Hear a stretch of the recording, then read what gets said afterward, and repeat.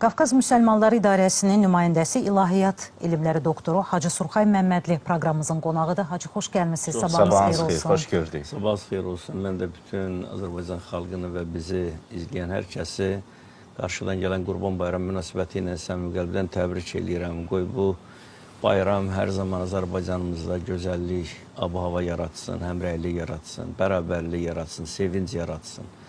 Və həqiqətən qürur verici bir ölkəyi ki, Azərbaycanın bütün bölgələrində bu bayramlar qeyd olunur və illərlə bizim bəlkə də yuxularda düşündüyümüz və gördüyümüz bir Qarabağ hadisələri təbii ki, şükürlər olsun, indi artıq orada da qurbanlar kəsiləcək və kəsilir.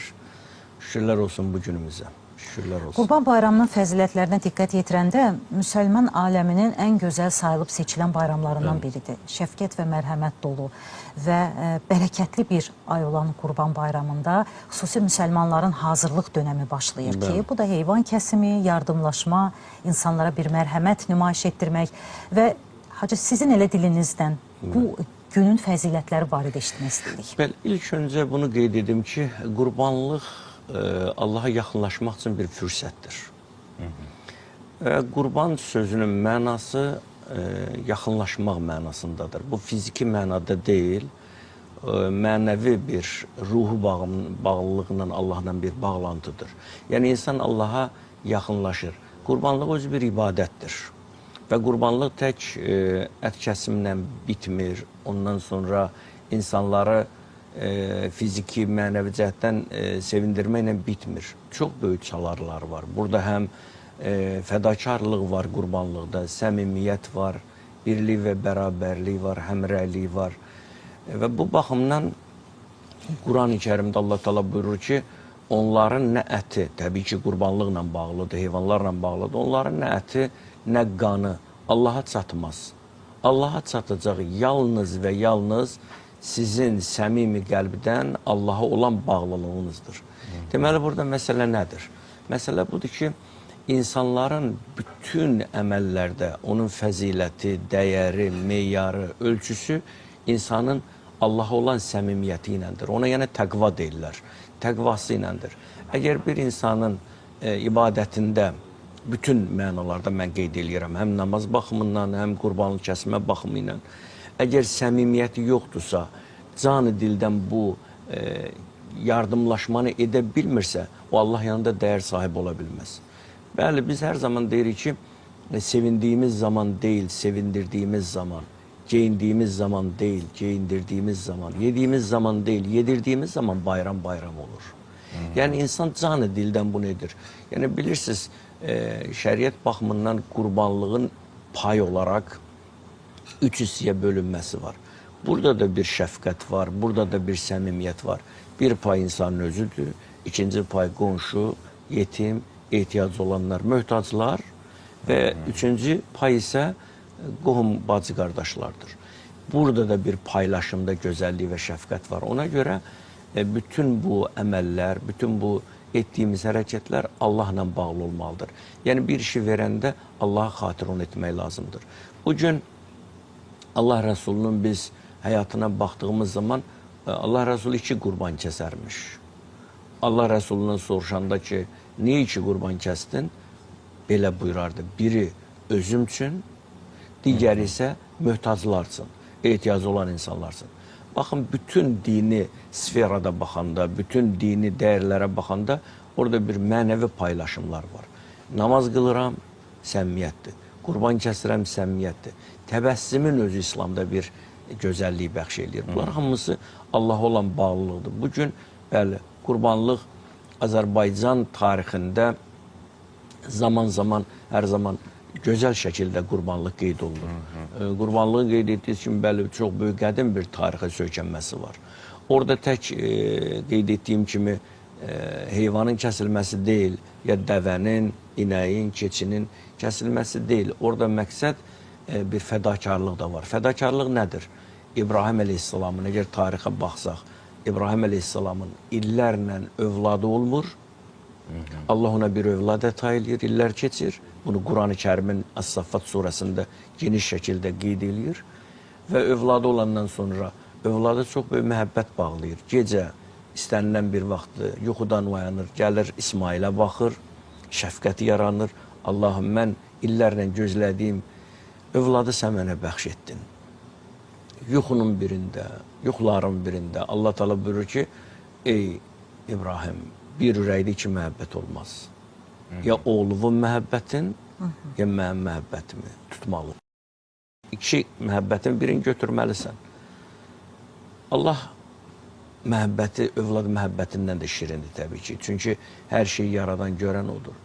Və ən nəhayət, yəni qısa olaraq bunu mən qeyd edirəm, Allah İbrahim Peyğəmbəri ata olaraq bu fədakarlığını imtihan etmək üçün Allah Teala buyurur ki, oğlun İsmaili Mina dağında qurban kəsməlisin. Və ən nəhayət oğlunu ora apardığı zaman, oğul, bilirsən mən səni bura niyə gətirdim? Xeyr atacan. Allahla əhd etmişəm. Allahım mənə övlad ver, sənin yolunda qurban kəsim. Ata-oğul münasibətlərinin bu gün də tariximizdə bu həkk olunmalıdır və yazılmalıdır və yazılır da. Oğul etiraz etmir. Və müasir, azad bir, düşüncəli bir gəncin fikirlərini öyrənmək istəyir İbrahim əleyhissalam. Yəni cavandır, 13 yaşı var, onun müasir, gənc olaraq bilmək istəyir. Demir, məni kəsmə və yoxud imtina etmir. Belə bir söz deyir ki, atacan, Rəbbim nə buyurubsa ona əməl et. Və inşallah sən sadiqlərdən olacaqsan. Yəni, oğlun ataya olan münasibəti. Və hətta mən bir işarə olaraq bunu qeyd edeyim. Mən bu 44 gün vətən müharibəsində, savaşında bunu gördüm. Oğul atanın qarşısına gələrək, mən şəxsən bir neçə övladlar gördüm, əlin sinəsinə qoyaraq, ata, məni halal et, vətən təhlükədədir, mən vuruşa gedirəm.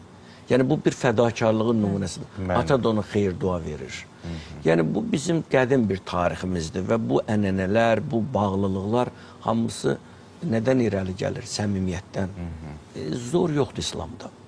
Yəni, bugün İslam nə deyir? Sənin imkanın var, qurban kəsəcəksən. Elə o məqama toxunacaqdım, Həcib. Ötən illərdə bəzən insanlarla ətrafımızda olan yəni aparırıq ki, ötən illərdə bəzən imkanı yaxşı idi, bir qoşdu, kəsirdi və bu il müəyyən qədər bir sıxıntısı var. Yəni, çatdıra bilmirmi deyim, bəlkə də müəyyən bir qənaət etsə o qurbanı kəsə bilər. Qənaətlə, yəni qurban kəsilməlidirmi, yoxsa bu qaydalar necə tənzimlənir? Çox gözəl sual verdiniz, amma hər kəs bunu bilməlidir ki, zor yoxdur, əziyyət bir şey yoxdur. Yəni, mən özüm bugün borc eləyim, banka girim, haradasa bir evladlarımın boğazından kəsim, bir qurban kəsim, belə bir anlam yoxdur. Burada bir rahatçılıq var. Əgər imkanların varsa, kəsəcəksən. İmkanın yoxdursa, Allaha şükranlıq edəcəksən. Yəni, burada əgər o fəzilət, o imkan, o maddi durum sənə əl verirsə, o maddi durumla, məsələn belə deyək, bir qoyunu alıb kəsəndən sonra sənin uşaqlarında, övladlarında bir sıxıntı olmayacaqsa, kəs. Hətta imkanın varsa, bir yox, bir neçə qurban kəs. Hətta dəvə kəsmə iqtidarın varsa, iri buynuzlu heyvanlar kəsmə iqtidarın varsa, bunu kəsəcəksən. Bu bədənimizin sədəqəsidir, canımızın sədəqəsidir. Bu bizim bədənimizdə olan bütün xəstəliklərin aradan getməsi üçün. Hətta Peyğəmbərin hədisi var ki, sədəqələr verin ki, bəlalar sizdən uzaqlaşsın. Bir insan o bayramda sənin əgər imkanın varsa, bunu xüsusi olaraq vurğulamaq lazımdır. İmkanın varsa edəcəksən. Adamlar var ki, bugün deyir ki, yox, mən bunu kəsməliyəm. Belə bir şey yoxdur. Siz bilirsiniz ki, Məkkədə kəsilən qurban, İnşallah 6-sı, Allah nəsib etsin, cümə günü bayram namazı olacaq. Və eyni zamanda bütün dünyanın hər yerində, İslam ölkələrində qurbanlar kəsiləcək. Məkkədə kəsilən qurban vacibdir. Bölgələrdə kəsilən qurban müstəhəbdir. İnsanlar bunu unuda bilirlər. Yəni, kəsməsən heç bir günah yazılmaz. İmkanın varsa, kəsəcəksən, paylaşacaqsan, bölüşəcəksən, qəlb sevindirəcəksən. Bayram günü tək yeni qeyd etdiyim kimi bu qurban kəsmək deyil. Bir ehtiyacın olan insanın qapısına gedəcəksən. Bir məzlumun qəlbini alacaqsan. Ata-ananı ziyarət edəcəksən. Dünyasını dəyişibsə qəbirləri ziyarət edəcəksən. Və yaxud namaz qıla bilirsənsə namaz qıla biləcəksən. İmkanın o qədər deyil. 50 1 manat düşəcəksə, o 1 manatı hardasa bir şəxsə iyanə etmək, yardım etmək anlamı ilə verəcəksən. Bu özü bir yaxşılıqdır anlayışı. Ona görə məcburi burada qurban kəsməliyəm, belə bir anlayış yoxdur. Hacı, əslində kəsim ayindir, ət kəsimi ayindir və bu simvolik xarakter daşıyır. Bayaq yaxşı bir məsələyə toxundunuz. Burada əslində bu günün fəzilətinin hikməti ondan ibarətdir ki, fəda etmək, qurban getmək. Nə yaxşı ki, bizim Azərbaycanın milli mənəviyyatında, dəyərlərində İslami dəyərlər bərqərar olur. Məsələn, elə özünü torpaq uğrunda qurban vermək, ata-anadan irəli olaraq torpağı görmək. Yəni, bütün bunlar fədakarlıqdır. Və burada bir məsələ də var, Tanrı tərəfindən insanın imanının sınağa çəkilməsi. Tam doğru qeyd edirsiniz. Nə dərəcədə insanın imanı, onu ömür boyu müşahidə edən, ayini, icrası, nə dərəcədə Tanrıya bağlılığı var və bu ən gözəl bir üsuldur ki, məhz Qurban Bayramında doğrudur. Qeyd etdiyiniz fikirlərlə mən tam razıyam və dəstəkləyirəm bu fikri. İnsan bəşər oğlu, Adəm oğlu dünyaya gələndən bu günə qədər və ölənə qədər imtahanlardadır, məşəqqətlərdədir. Çətinlik çəkməyən insan, zemistan çəkməyən insan baharın qədrini bilməz. Belə bir söz də var. İnsan bu həyatda sınanmasa, oğulla, xəstəliklə, malla, mülklə o məqam sahibi ola bilməz. Bugün hər bir insan zaten kənardan baxdığın kimi deyil insanlar. Deyirsən ki, xoş bunun halına. Kaş mən də bunun yanında ola biləydim və bu mövqedə ola biləydim. Amma yaxınlığa girəndə görsən, onun qəmi səndən də çox. Bu dünyanın ümumiyyətlə həyatı, məişətimiz, yaşayışımız belədir. Yəni, insanlar bilməlidir ki, hər bir çətinlik olanda onun qarşısında böyük bir rahatçılıq var. Həmən o Qarabağ savaşını biz yada salanda 30 il həsrətində olan insanlar. Kimsə dünyasını dəyişdirsə, onun bugün ruhu şaddır ki, biz o torpaqlarda biz ayaq basırıq. Və bir neçə gün bundan öncə mən Şuşada idim. Dini Quruluş üzrə Dövlət Komitəsində orada bir tədbir idi. Və ora girəndə bütün inkişaf edir, hava belə gözəlləşir. Bugün həyatımız fədakarlıqdan keçəcək. Bugün İbrahim Əleyhisselam oğlunu əsrlər öncəsi qurban kəsdisə, biz də övladlarımızı qurban verdik, fəda verdik. Vətən yolunda, torpaq yolunda, haqq yolunda. İbrahim Əleyhisselam əgər övladını qurban etdisə, onun əvəzinə qoç qurbanı verdisə, biz igidlərimizi öz əllərimizlə torpağa tapşırdıq. Biz öz igidlərimizi vətən yolunda qurban verdik. Bu bir tarixdir. Bu yaddan çıxmaz. Zaman gəldikcə dünyamız nə qədər müasirləşdisə, dəyərlər hər zaman yada xatirələrimizdə qalacaq, yaddaşlarda itməyəcək.